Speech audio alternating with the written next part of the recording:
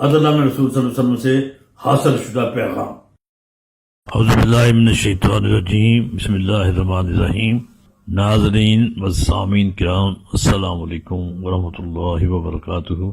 عدل نامہ رسول صلی اللہ علیہ وسلم کے دوسرے حصے میں اب تک 10 پیغامات نشر ہو چکے ہیں جو معاشرے کے 32 افراد کے نام پر ہیں۔ آج اس سلسلے میں پیغام نمبر 11 یا 11واں پیغام پیش کیا جا رہا ہے۔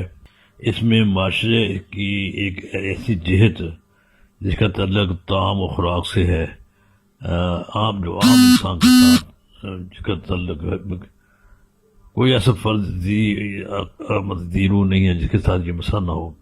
وہ کھانے پینے کا مسئلہ ہے، اس کے بارے میں ہم نے اس کی جو 3 جہتیں ہیں یا 3 شعبے کہہ لیں یا 3 افراد کہہ لیں، یا اس کو وضاحت کے لیے آپ خود سمجھدار ہیں، زیادہ پیٹ کا مسئلہ ہے، کھانے پینے کا مسئلہ ہے وغیرہ، اور اس سے متعلقہ دوسرا امور ہیں، ان پر روشنی ڈالی گئی ہے۔ اس سلسلے میں صرف 3 چیزوں کو مخاطب کیا گیا ہے۔ ایک پہلا تو ہے فقیر کو، اور دوسرا وہ شخص جو بھوکا ہوتا ہے، جسے بھوک ہوتی ہے بھوکا کہتے ہیں۔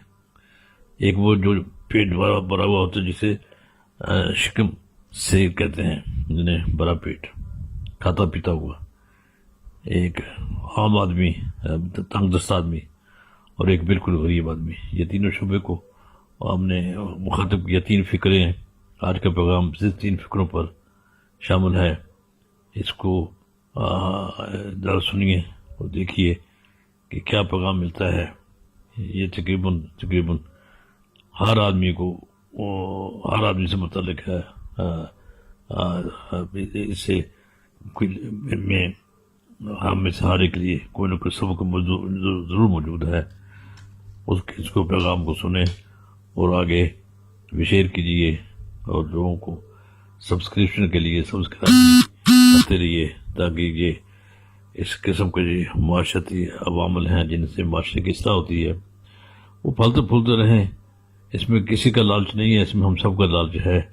اس میں پورے معاشرے کی بہتری ہے، فلاح و بہبود کا مشن ہمارے سامنے ہے۔ یہی مقصد ہے، اس کے علاوہ اور کوئی مقصد نہیں ہے۔ امید ہے کہ آپ کو یہ سلسلہ پسند آئے گا، اور آپ اپنی جگہ پر اس کو پھیلانے میں، اس کی مزید اشاعت میں، اس پورے پروگرام کی اشاعت میں چینل جو ہمارا ہے ہاشمی فرسٹ نیشن، یا اردو میں قوم سوری ہاشمی، یہ یوٹیوب کا چینل ہے، اس کو زیادہ سے زیادہ پھیلانے کی کوشش کریں، اس کو سبسکرائب کرتے رہیں۔ اللہ تعالی ہم سب سے راضی رہے۔ اب سنیے پیغام نمبر 11۔ السلام علیکم ورحمۃ اللہ وبرکاتہ۔ پیغام نمبر 11۔